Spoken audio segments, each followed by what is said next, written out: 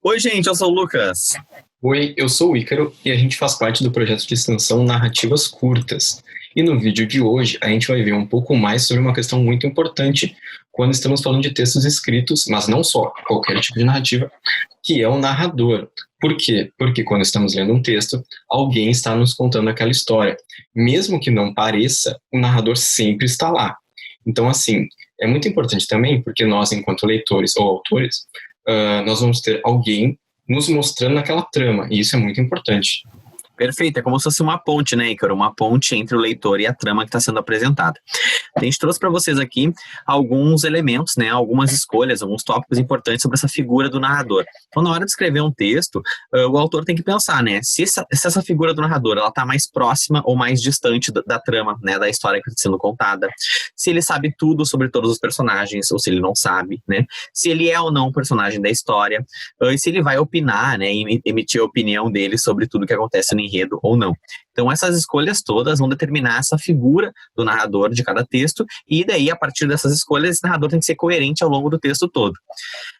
A partir disso, né, nós teremos uma voz, né? Essa voz escolhida, ela vai ter uma série de especificidades, né? Como se esse narrador fosse uma pessoa mesmo, né? E tivesse aí um gênero, uma idade, uma carga de experiência de vida. A gente pode pensar que ele está localizado, né, em um espaço, em um tempo específico, que ele pode ter um nível de relação com os personagens, né? Se ele fazendo parte da trama ou não, uma posição social específica, enfim, uma série de características que seriam como se fosse do ser humano mesmo, né? Mas aplicadas a esse ser de palavras que é o narrador. E sempre pensando que a partir desses valores e dessa construção toda, ele vai ter um ponto de vista sobre essa história. Né, Ícaro? É isso. Então, a gente está se baseando nas teorias do Norman Friedman, nós selecionamos 4 tipos de narradores que nós vamos falar para vocês ao longo dos vídeos, mas no vídeo de hoje nós vamos tratar do narrador onisciente e do narrador protagonista. Então, assim, o que é um narrador onisciente? Eu acho que é o tipo mais comum de narrador, apesar dele estar um pouco em desuso ultimamente, que é aquele narrador que se diz neutro e mostra toda a história, sabendo de toda a história. Então ele vai narrar à vontade, ele vai ter esse ponto de vista sempre assim, vendo de cima e escolhendo a hora de passar para o leitor qual parte da história. Então assim, geralmente ele vai entrar na cabeça dos personagens, ele vai saber tudo o que aconteceu na história e ele vai delimitar o que ele conta a cada linha. Então assim, ele está orquestrando a trama. Um narrador que sabe de tudo, né, Ícaro? E é perigoso Exatamente. nesse sentido porque ele não pode entregar todo o jogo pro leitor. Então, acho que o mais interessante com esse tipo de narrador não é nem saber o que nós vamos dizer para o leitor, mas é saber o que nós não vamos dizer para o leitor, né? O que vai ficar escondido. E a gente trouxe alguns exemplos aqui. Isso, nós trouxemos o Curtiço, da Luiz Azevedo, que é aquele narrador naturalista. Ele é um pouco diferente, ele é esse narrador onisciente, mas ele tenta sempre determinar os personagens a partir do meio. Então, assim, o narrador do Curtiço sabe de tudo. E ele tá tentando sempre entrar na cabeça dos personagens e mostrar o que eles estão sentindo. E daí nós temos o narrador do Tolstói, que em Guerra e Paz é até o exemplo que o Norman Friedman usa como um narrador intruso. Então, assim, como tem muitos personagens, esse narrador é capaz de apresentar vários elos dessa narrativa, não ao mesmo tempo, e entrando na cabeça dos personagens para mostrar o que eles estão sentindo, o que eles estão pensando e como essa trama está se desenrolando. Até porque é muito difícil ser neutro o tempo todo, né? Imagina contar uma história do tamanho de Guerra e Paz sendo neutro o tempo inteiro. É muito impossível. E também tem o Madame Bovary, por exemplo, que é um caso bem interessante até porque no primeiro parágrafo do texto é um narrador que parece estar lá, né? É um narrador que se marca numa primeira pessoa do plural, mas depois esse narrador predomina uma terceira pessoa como um narrador onisciente que observa tudo e daí vai contando essa história. E a gente trouxe um trecho para vocês aqui também. Nós vamos começar com o Curtiço.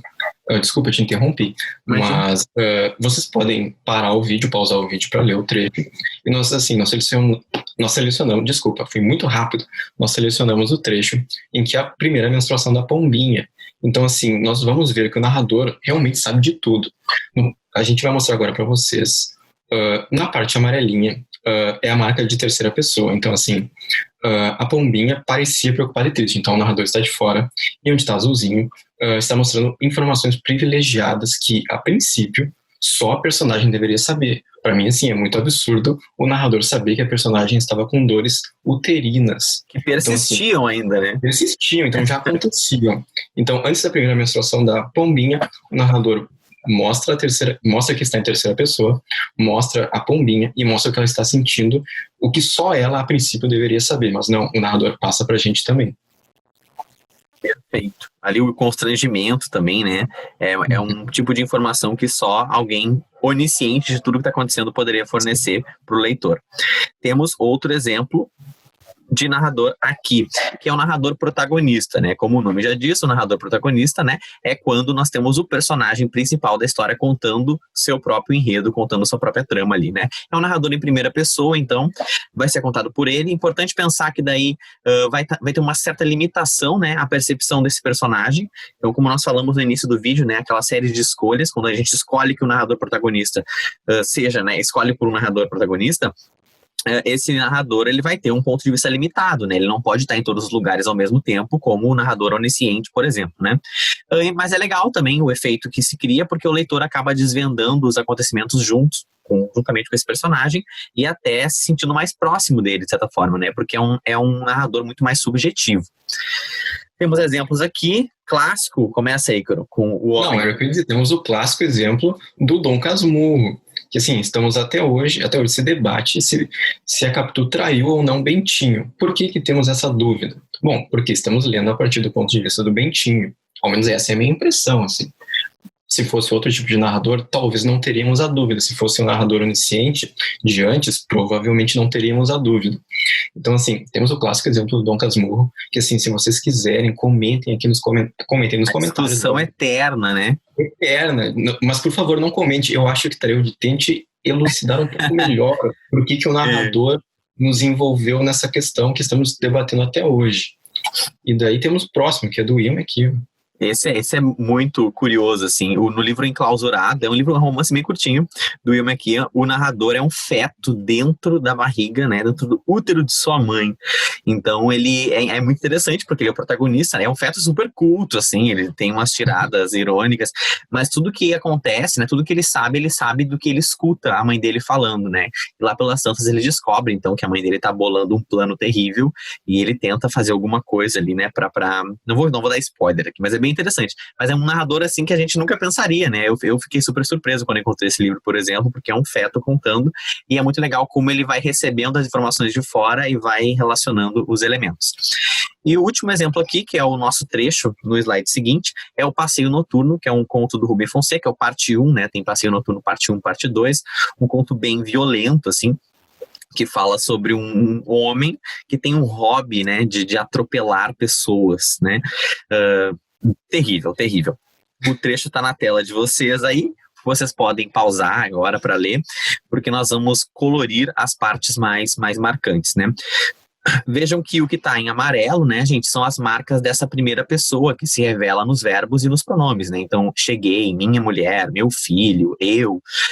E o que está em azul, a gente tem essa perspectiva do personagem. Até as falas, né, da esposa, elas não são marcadas, né? Olha ali, minha mulher jogando paciência na cama, um copo de uísque na cabeceira. Disse sem tirar os olhos das cartas. Você está com o ar cansado. Então, isso tudo é dentro, parece que da cabeça dele. Então, não tem essas marcas de diálogo, travessão, como acontece, por exemplo, quando a gente tem até um narrador onisciente, né, que apresenta os personagens com os verbos, cada um falando uma coisa de cada vez.